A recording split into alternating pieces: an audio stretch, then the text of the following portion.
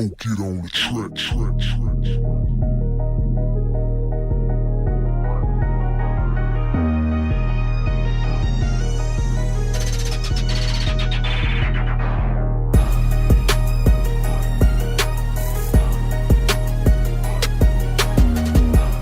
Welcome to Convinced and Confident.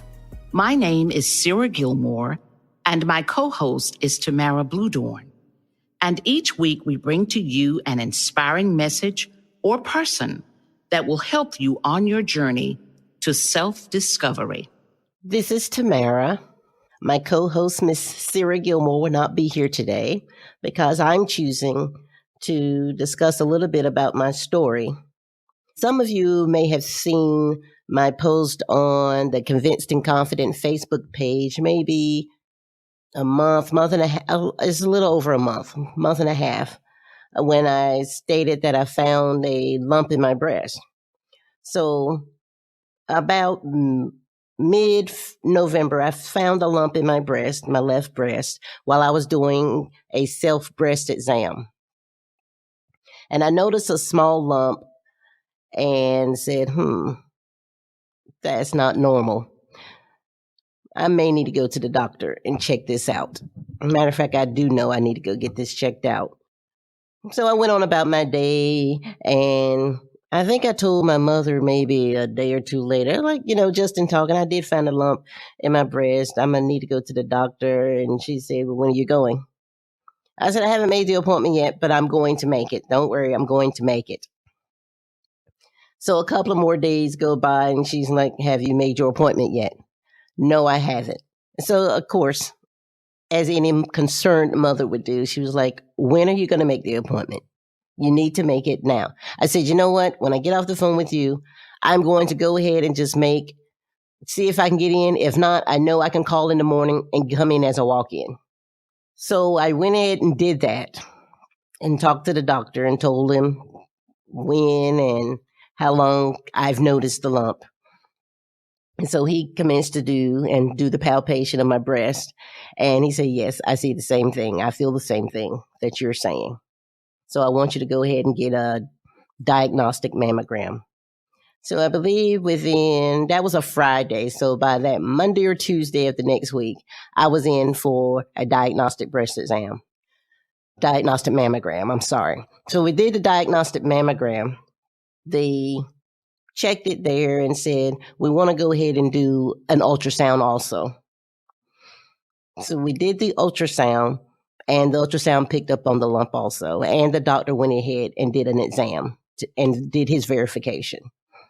And so at that moment, he said, after, we got back and had the meeting room, you can either wait and check it out and see if it's nothing, or we can go ahead and get it checked out for a biopsy to verify. I said, but first he said, but I don't think we should wait. I said, I don't either. I think we should go ahead, with my mother next to me nodding her head, yes, we're going to go ahead and get this biopsy done. So we went ahead, was scheduled to get a biopsy done. So I went back to my doctor, and he's like, no, I want you to do it for my specific doctor. So he sent me to a surgeon. And so that was within a week. I was at a surgeon's office. He told me to tell the story of when I noticed the change and all of those good things. So I told him that, and he said, we're going to go ahead and do a biopsy now. So we did the biopsy, said he'll let me know next week for my next appointment what's going on. So I believe it was December 9th. I'm in good spirits, waiting, because I'm a very healthy person. I just know I'm waiting for everything's good. We're great. We're going to keep it moving. We just probably take the lump out and let's go on. So he comes in, he's reading the paper and goes ahead and says, well, I don't have great news. We did find some cancer cells. So I'm like, I guess I'm shocked when I shouldn't have been, because I know there was always a chance it was cancerous. So I said, okay, well, what do we do now? But I looked over at Mom to make sure she was okay, because I didn't want anybody crying or carrying on at that time. Let's find out, what are we going to do? So he commences to tell me, well, we would like to go ahead and schedule a lumpectomy. And a lumpectomy is just where they make an incision into the breast and remove that tissue out. I said, when can we schedule it? He said, my first available is next Tuesday. I said, that's fine. So that was about a week and a day. I said, schedule me in. So what was I feeling during this whole moment is, I guess I couldn't believe it was actually cancerous. But also, I've got to live for my son. So whatever's going on, I've got to beat this. I've got to fight this. So I'm still in, not down, but in heightened alert mode. So Mom and I talk and start planning and figuring things out of how we're going to handle things, me pulling back on some work, because of course I enjoy working. So I go home and I just commence to I can't think right now. I just need to rest, because I knew what might be ahead for me as far as making sure I'm strong enough to fight whatever's going on, to fight the cancer. But I'm tired. I've already had a traumatic event several years ago. I'm handling a lot of things. And now we're adding this. And I'm thinking about my son with handling this. And I don't want to tell him, because I don't want him to have another traumatic event or to be afraid of that Mom's not going to be around. So at the surgery, they explained everything that's going on, and he explained what was going to happen also. In addition to doing the lumpectomy to my left breast, they also are going to do a sentinel node biopsy, and they've done that. And what that includes is they put some radioactive liquid around the nipple, and they follow that to the sentinel nodes. And wherever that is, they remove some of those nodes to do a biopsy on them also. And what this is that's the first place where if the cancer had drained, it would have gone there, or had spread, it would have gone there. So that's the way they were diagnosing to see if it had spread already for me. So I took about a week. It was about a week for me to recover. I took it easy some. Of course, I wanted to get back to my normal routines, and of course, no one would let me do that. They were like, no, you need to just relax, recover, heal, quit rushing yourself to get better so fast. Just relax, Tamara. I'm like, okay, I'll slow it down a little bit and pull back a little bit. And I did. And that gave me time to self-reflect, think about my life, think about more, of course, things I need to accomplish for me that I want for me and my family, but just to relax for a little bit and take care of me. Still did not tell my son yet, because I did not want him to know. I did not want him to be afraid. So on January 7th, which is today, it was my scheduled appointment for the oncologist. So we review all my paperwork again. Of course, it's stage 1, which means I caught it early. The cancer is early stage, which is a blessing. I'm very blessed. It was that I noticed and was doing a self-breast exam that is stage 1 breast cancer, which I knew was a very good survival rate. I just don't know what all my processes and treatments will be. So that kind of said, even more, it was just like, okay, we got this. So he explains that we're not going to just do chemo. We don't just do chemotherapy now. They used to do that for anyone that came in with stage 1 cancer. You immediately got chemo. We said we don't do that now. Now we do what is called an oncotype diagnostic test. And what this does is it analyzes the genes of the cancer tissue and helps them determine how it will respond to treatment. Also, it helps determine my reoccurrence rate. So this is how we come up with, should I get chemotherapy or not? So he explained all of these things and what's the process and what's going to happen. I'll know that in approximately 2 weeks. And also, I will be getting radiation. He said, you still will be getting radiation treatment. We just don't know yet about chemotherapy, but he will be involved in all of the processes in helping me figure things out and where we would go. Now, my breast cancer is what they call positive, which is estrogen positive. There's different types. Mine was very responsive to estrogen, so that's the reason what my cells are, why I have cancer. It was very positive to estrogen. There are other ones. There's called PER positive, which is progesterone. So if you ever do any research on it or this issue occurs in your life, this diagnosis, there's different types. So that's important to know. In this process, though, I had reached out to one or two ladies, and one of them gave me a lot of information and very supportive in kind of what to expect, what to ask, what to look for, and a reassurance that everything will be okay. And that was really good to talk to someone that has gone through the process. And I think she's been a survivor of breast cancer for 15 years now. So, I mean, I know treatments have changed, but I wanted to give everyone an update on what's going on with me. I'm okay.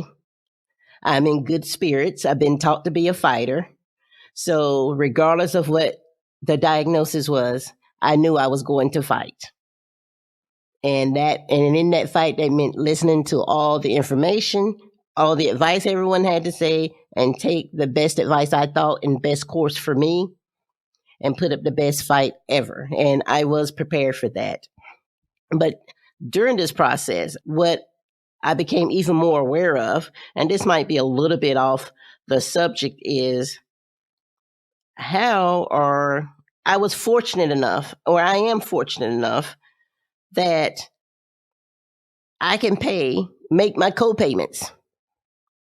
But I sat often during this time and was thinking about, how do women who aren't as fortunate pay for their treatments, make these co-pays?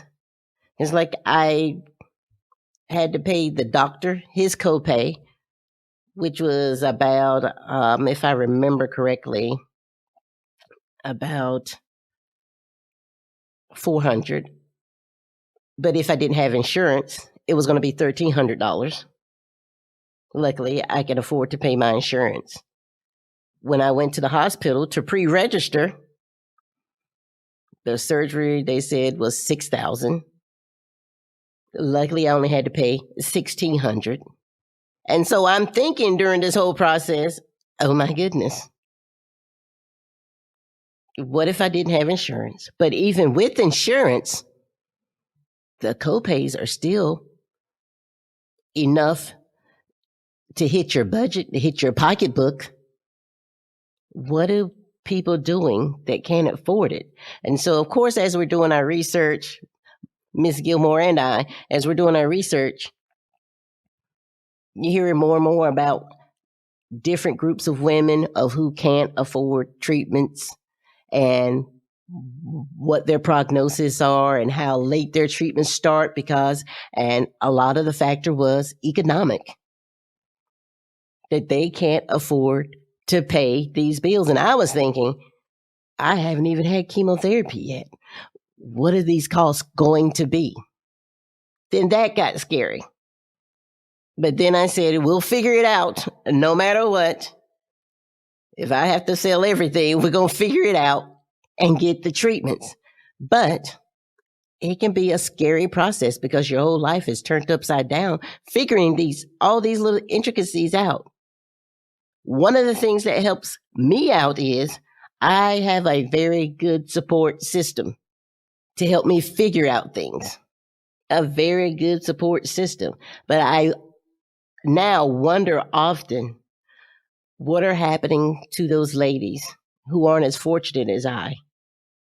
And I know there's some resources out there, but what is happening if they can't find the resources or they don't know? I know now, because as I was looking, they said they got a financial counselor. They were telling me all these different things so that I'll know who to talk to, set up a payment plan, all these different things. But what if I can't still make the payment plan? How do I receive my treatments? That's scary thought for me to think about that is happening to many women out there. So I just wanted to give you all an update on what's going on with me. Thank you all to all of you all that reached out to me and was praying for me. I really do appreciate it. This family really does appreciate it. And once again, I'm doing well. I'm okay. I'm considered disease-free right now since they have removed the lump. That's where mine was contained. My cancer was contained in, mine was about 2 centimeters long, 2 centimeters. And they said it did not spread. So now that the lump has been removed, I'm disease-free. We're now just waiting to find out what are my chances of reoccurrence and will chemotherapy benefit me. But I also will be getting radiation therapy. I just not have seen that doctor yet. I will see that doctor this month and we'll see what that course of treatment entails. I did talk to my son finally and let him know what was going on. I said, Ashton, I need to talk to you for a minute. I said, I know I told you I had to get a lump removed, but I didn't tell you why or what was going on. Mom did have a cancer, but I don't now. It has been removed. They said it hasn't spread, and I'm fine. I just have to go to the doctor to see if we're going to do chemotherapy and what's going to happen with that, and I will have to have radiation. And he says to me, when you told me you had the lump removed, I'm going to have surgery. I figured that. I figured there was cancer or something. I'm smart like that. And I said, I know you're smart like that. That's why I told you what was going on finally, because I knew you would figure it out by watching what's going on or what I'm saying or talking about. But I said, I wanted you to be okay. I don't want you to think anything's happening to Mom. I'm going to be around here. I'm living. I'm good. And he was like, Mom, I'm okay. I got this. We got this. I'm okay. I said, all right, Ashton, we're good, boss. But come talk to me anytime about anything that's dealing with this. He said, Mom, I got this. I'm good. As long as you're good, I'm good. I want to make sure you're good, Mom. I said, Mom is good. He said, well, I'm good. I said, all right. I love you all. I thank you for listening and hope to see and talk to you soon. That's our show, and we thank you for listening. If you like our show, Convinced and Confident, please leave us a rating and download us on Apple Podcasts and Google Play.